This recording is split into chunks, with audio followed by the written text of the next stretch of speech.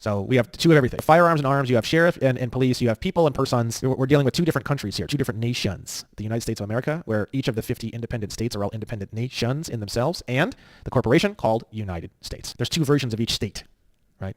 So there's California state, and then there's state of California, right? State of California is a business located inside of the District of Columbia. And you can just pull it up right here on Dun and Bradstreet, and you can see it's a business. County of Los Angeles is a business. City of Los Angeles is a business. State of California is a business directory, okay? When they say state of California, like for example on a driver's license, voter registration, you sign under penalty of perjury that you are a resident of state of California. The term resident is also interesting. Resident of state of California. Resident of this apartment complex. Black's Law 4th edition, we're looking under domicile. Domicile and residence, however, are frequently distinguished in that domicile is the home, the fixed place of habitation, while residence is a transient place of dwelling. So domicile is where you actually live, and residence, I remember seeing it somewhere else, is just a temporary place. It's like a temporary place of habitation, and you're there for either like a vacation or like some kind of business-related purposes. But you intend to return to your domicile. So a residence is not really your home. Residence is a temporary home, and that's why they use the word resident on everything, and that's why they say resident alien in the tax code. Alien means foreigner.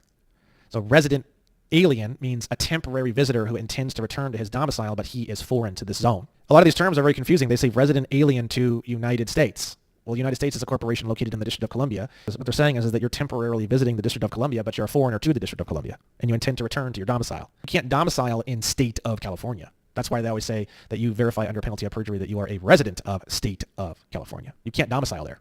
So whenever you see the word resident, it should be going bing, bing, bing, bing in your head, because the thing is that they're referring to the District of Columbia. Every time you see the word resident, they're referring to a business called State of California. Your home is not a residence. Your home is a domicile. I go to Utah for 2 weeks to get some business done. I'm a resident of Utah for 2 weeks. California State would be your domicile. State of California would be your residence, but you're not a resident of State of California because State of California is located in the District of Columbia. It's a business. These businesses are all located in the District of Columbia, no different than how United States is located in the District of Columbia. So we go back to UCC 9-307.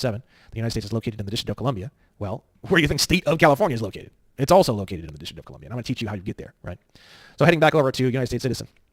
This is the first definition that most people think of when they think of United States citizen. A, any individual who is a citizen of the United States by law, birth, or naturalization. Law means contract, contracted in, or under the laws of. Birth, keep in mind, the date of registration is the birth date of the ens legis. So we have two birth dates, right? And as far as I can tell, the word individual would not include you as a man or a woman. It only includes the ens legis. And then we have this term right here. And I think this term is the big boy. I said there's two terms that are the most important terms in all of law. Number one of all law ever, the most important word you could ever learn is the word naturalization. 8 USC 1101. We're going to go down to subsection A 23. If there's one thing you're going to focus on in this course, if you're listening to this in the background, I recommend you stop whatever you're doing in the background for this one.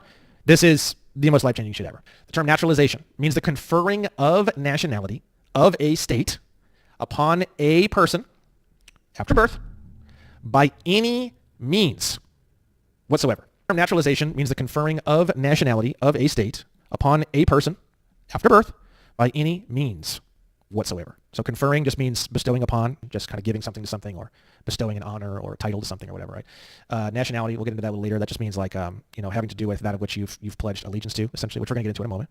And then we have this word state. People think, oh, state, it's one of the 50 states.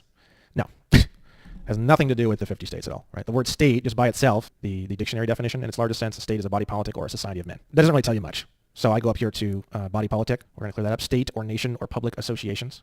Doesn't tell me much either. Society, an association or company of persons, generally unincorporated, united together by mutual consent in order to deliberate, determine, and act jointly for some common purpose. In a wider sense, the community or public, the people in general.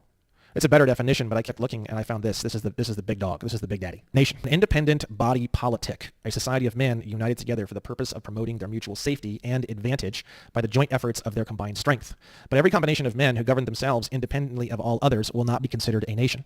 A body of pirates, for example, who govern themselves are not a nation. To constitute a nation, another ingredient is required. The body thus formed must respect other nations in general and each of their members in particular.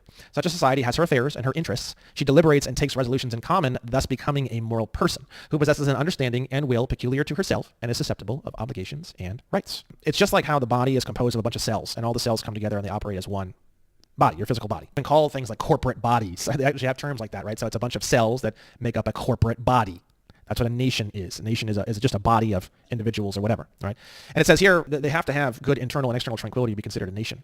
Like a bunch of pirates are not a nation. They don't have the rights and protections to be their own international nation. They don't have the right to self-governance, basically. This is how international law works, right? To constitute a nation, another ingredient is required. They have to respect other nations in general and each of their members in particular. So a nation is not a territory or a location or a place or anything like that. If you go down to Passport Code 11, you'll see here the bearer is an ambassador at large for title. This is for the diplomatic passports. We're going to get into all this later, so don't get too far into this. The example they give here is ambassador at large for global women's issues. Global women's issues is a nation. Nations are not territories, locations. Nations are literally just a society of men united together for the purpose of promoting their mutual safety and advantage.